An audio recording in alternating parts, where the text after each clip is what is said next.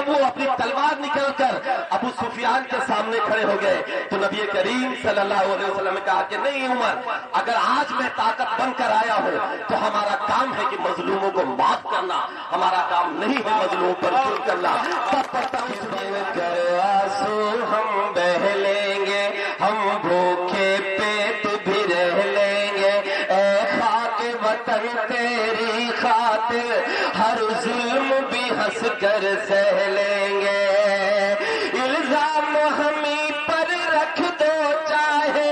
ایک طرفہ تم وار کرو،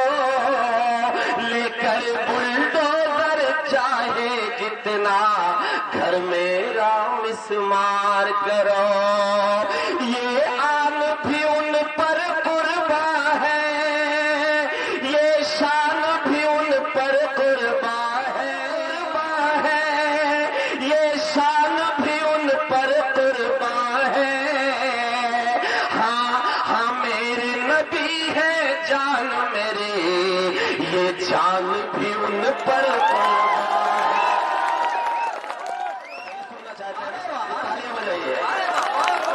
کہ ہم بھوکے پیٹ بھی رہ لیں گے، بن کر آنسو ہم بہہ لیں گے، اے خاک وطن تیری خاطر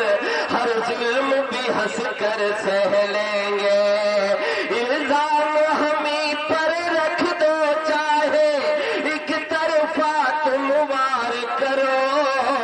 لے کر بلڈوزر چاہے جتنا گھر میرا مسمار کرو، یہ آن بھی ان پر قرباں ہے، یہ شان بھی ان پر قرباں ہے، ہاں میرے نبی ہے جان میری، یہ جان بھی ان پر قرباں ہے، ہم ان کی خاطر ہنستے ہنستے موت کو بھی چن سکتے ہیں، آن بھی ان پر قرباں ہے، یہ شان بھی ان پر قرباں ہے، ہاں میرے نبی ہے جان میری، یہ جان بھی ان پر قرباں ہے، ہم ان کی خاطر ہنستے ہنستے موت کو بھی چن سکتے ہیں، پر اپنے نبی کے بارے میں ایک لفظ نہیں سن سکتے ہیں، ایک لفظ نہیں سن سکتے ہیں، کیوں نہیں سن سکتے؟ ہاں میرے نبی ہے شان میرے، یہ جان بھی ان پر قرباں ہے، ہم ان کی خاطر ہنستے ہنستے موت کو بھی چن سکتے ہیں، پر اپنے نبی کے بارے میں ایک لفظ نہیں سن سکتے ہیں، ایک لفظ نہیں سن سکتے ہیں۔ آج کریے مبارک والوں، یہ دیش بٹا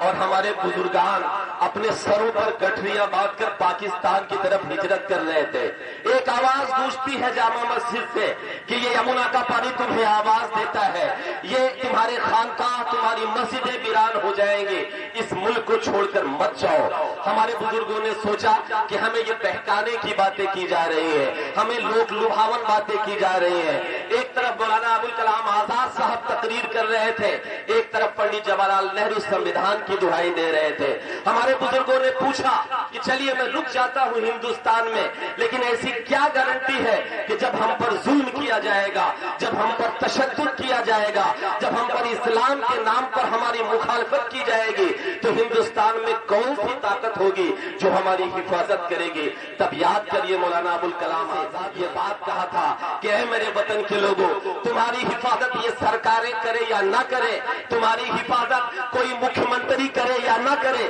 تمہاری حفاظت کوئی پردھان منتری کرے یا نہ کرے، تمہاری حفاظت کسی ضلع کا پرشاسن یا ایڈمنسٹریشن کرے نہ کرے، لیکن تمہارے ملک میں تم کو ایک आईन दिया गया है, एक संविधान दिया गया है, वो तुम्हारी हिफाजत करेगा। लेकिन तकलीफ तब होती है जब इस संविधान की हिफाजत की दुहाई देकर हमको रोका गया, और आज उसी संविधान की दुहाई देकर रोकने वाले उसी संविधान की धज्जियां उड़ा रहे हैं। तब मैं पढ़ता हूं, सुनिएगा कि हाँ मेरे नबी है जान मेरे, ये जान भी उन पर कुर्बान। तालियां बजाइए या ना बजाइए, लेकिन मेरे एक एक मिसरे पर फिक्र करिएगा। मैं पढ़ता हूं कि ऐ मेरे वतन तू मेरा, कि ऐ मेरे वतन तू मेरा है, ये दुनिया को बतलाया है। हमने तो तेरी खातिर हंस कर, हमने तो तेरी खातिर हंस कर वो पाकिस्तान ठुकराया है। हमने तो तेरी खातिर हंस कर वो पाकिस्तान ठुकराया है। इसी जमीन की मिट्टी मेरे पुरखों को भी भाती थी। अगली बात मैं जो कहने जा रहा हूं, मेरे नबी करीम सल्लल्लाहु अलैहि वसल्लम अक्सर जब असर की नमाज पढ़ते थे तो दाहिनी तरफ जब सलाम फेरते थे तो मुस्कुरा देते थे। एक बार सहाबा इकराम ने पूछा कि या नबी सल्लल्लाहु अलैहि वसल्लम, जब आप दाहिनी तरफ सलाम फेरते हैं तब आपके होठों पर मुस्कुराहट क्यों आ जाती है? मेरे नबी ने एक जवाब दिया था। अगले मिसरे पर वो जवाब आपको अगर मिले तो मेरे दोस्तों, मेरे बुजुर्गों, आपकी दुआएं मांगता हूं, सुनिएगा कि ऐ मेरे वतन तू मेरा है, ये दुनिया को बतलाया है। हमने तो तेरी खातिर हंस कर वो पाकिस्तान ठुकराया है। इसी जमीन की मिट्टी मेरे पुरखों को भी भाती थी। इसी जमीन से मेरे नबी को ठंडी हवाएं आती थी। इसी कि ऐ मेरे वतन तू मेरा है, ये दुनिया को बतलाया है। हमने तो तेरी खातिर हंस कर ओ पाकिस्तान ठुकराया है। इसी जमीन की मिट्टी मेरे पुरखों को भी भाती थी। इसी जमीन से मेरे नबी को ठंडी हवाएं आती थी। इसी जमीन से मेरे नबी को ठंडी हवाएं आती थी। तो मेरा अरमान है हमने तुझको रुसवा नहीं किया। अगर अगले मिसरे पर आपका ईमान बोलता नजर आए, आपको खरीदने की कोशिशें की जाती है, लेकिन एक ईमान वाला कभी बिक नहीं सकता। मैं पढ़ रहा हूं, सुनिएगा कि इसी जमीन से मेरे नबी को ठंडी हवाएं आती थे। तू मेरा अरमान है हमने तुझको रुसवा नहीं किया। हमने कुर्सी की खातिर ईमान का सौदा नहीं किया, ईमान का सौदा नहीं किया। हम फांसी पर झूले थे। उलमा इकराम बैठे हुए हैं, मेरे बुजुर्ग बैठे हुए हैं। याद करिए, जब देश की आजादी की जंग लड़ी जा रही थी तब दिल्ली से लाहौर तक कोई ऐसा दरख्त नहीं था, कोई ऐसा पेड़ नहीं था जिस पर उलमा की लाशें न लटकी हुई हो। तब पढ़ता हूं कि हमने कुर्सी की खातिर ईमान का सौदा नहीं किया। हम फांसी पर झूले थे, हम फिर से वो चुन सकते हैं, पर अपने नबी के बारे में एक लफ्ज नहीं सुन सकते हैं। तुम जिनको गाली देते हो, अब मैं जो बात कहने जा रहा हूं, सारे लोग बहुत पढ़े लिखे लोग बैठे हुए हैं, लेकिन मैं जो बात कहने जा रहा हूं बहुत अदना सा तालिबे इल्म हो, कुरान और हदीस की रोशनी में एक बात कहना चाहता हूं। अगर मैं सच कह रहा हूं तो मैं आप सबकी दुआएं चाहता हूं, आप सब मेरा साथ दीजिएगा कि तुम जिनको गाली देते हो उनके ईमान को क्या जानो। تم جن کو گالی دیتے ہو ان کے ایمان کو کیا جانو، تم ان کی آن کو کیا جانو، تم ان کی شان کو کیا جانو، تم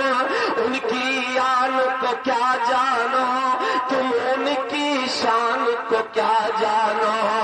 اللہ کے وہ محبوب ہیں ہم پر عظمت بن کر آئے ہیں، تم جن کو گالی دیتے ہو ان کے ایمان کو کیا جانو، تم ان کی آن کو کیا جانو، تم ان کی شان کو کیا جانو۔ اللہ کے وہ محبوب ہیں ہم پر عظمت بن کر آئے ہیں، ساتھ نا کہ اللہ کے وہ محبوب ہیں ہم پر عظمت بن کر آئے ہیں، ہندو ہو یا مسلم سب پر رحمت بن کر آئے ہیں، ہندو ہو یا مسلم سب پر رحمت بن کر آئے ہیں۔ 4 دن کی حکومت پر اتنا نشہ، میں ایک شعر پڑھ رہا ہوں سنیے گا، یاد کریے جب نبی کریم صلی اللہ علیہ وسلم 10,000 کی فوج لے کر مدینہ سے مکہ فتح کرنے کے لیے پہنچتے ہیں، یاد کریے جب وہی ابو سفیان جو نبی کریم صلی اللہ علیہ وسلم کو 13 دسمبر 622 کی رات میں ابو جہل کے ساتھ ان کے گھر کے سامنے دروازے پر معاذ اللہ قتل کی نیت سے پہرا دے رہا تھا، وہی ابو سفیان کو نبی کریم صلی اللہ علیہ وسلم نے معاف کر دیا۔ انہیں قید کرنے کے بعد آپ جانتے ہیں کہ حضرت عمر رضی اللہ تعالیٰ عنہ وہ برداشت نہیں کرتے تھے، بہت غصے والے تھے، لیکن جب وہ اپنی تلوار نکال کر ابو سفیان کے سامنے کھڑے ہو گئے تو نبی کریم صلی اللہ علیہ وسلم نے کہا کہ نہیں عمر، اگر آج میں طاقت بن کر آیا ہوں تو ہمارا کام ہے کہ مظلوموں کو معاف کرنا، ہمارا کام نہیں ہے مظلوموں پر ظلم کرنا۔ سب پڑھتا ہوں سنیے گا، جن کو گالی دیتے ہو تم ان کی شان کو کیا جانو، تم ان کی آن کو کیا جانو، تم ان کی شان کو کیا جانو۔ اللہ کے وہ محبوب ہیں ہم پر عظمت بن کر آئے ہیں، ہندو ہو یا مسلم سب پر رحمت بن کر آئے ہیں۔ ان کی شفقت یہ تھی حاکم بن کر بھی ناوار کیے، ان کی حکمت یہ تھی حاکم بن کر بھی ناوار کیے، کمزوروں سے پیار دکھائے مظلوموں سے پیار کیے، کمزوروں پر پیار دکھائے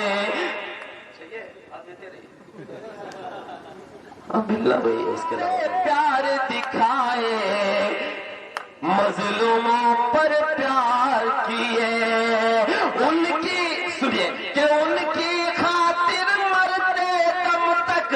ہر تانا بن سکتے ہیں، پر اپنے نبی کے بارے میں ایک لفظ نہیں سن سکتے ہیں، ایک لفظ نہیں سن سکتے۔ سنیے گا کہ کرسی کی خاطر مت بانٹو تم امن کی اس آبادی، کرسی کی خاطر مت بانٹو تم امن کی اس آبادی کو،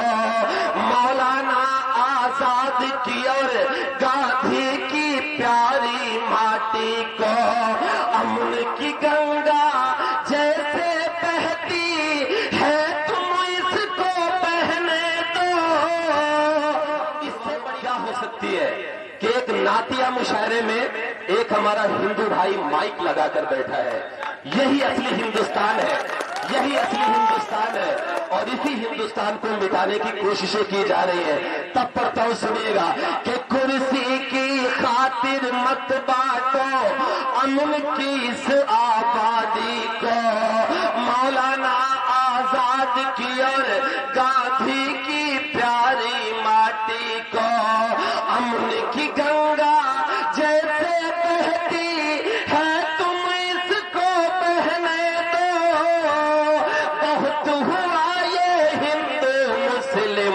اب تو پیار سے رہنے دو، بہت ہوا یہ ہندو مسلم، اب تو پیار سے رہنے دو، صبر جو ٹوٹا تو پھر ہم ہر بات بتا بھی سکتے ہیں، ہندو مسلم مل کے تیری اوقات بتا بھی سکتے ہیں، ہندو مسلم مل کے تیری اوقات بتا بھی سکتے ہیں، ملک سدا آباد رہے بس یہ نعرہ چن سکتے ہیں، پر اپنے نبی کے بارے میں ایک لفظ نہیں سن سکتے ہیں، ایک لفظ نہیں سن سکتے۔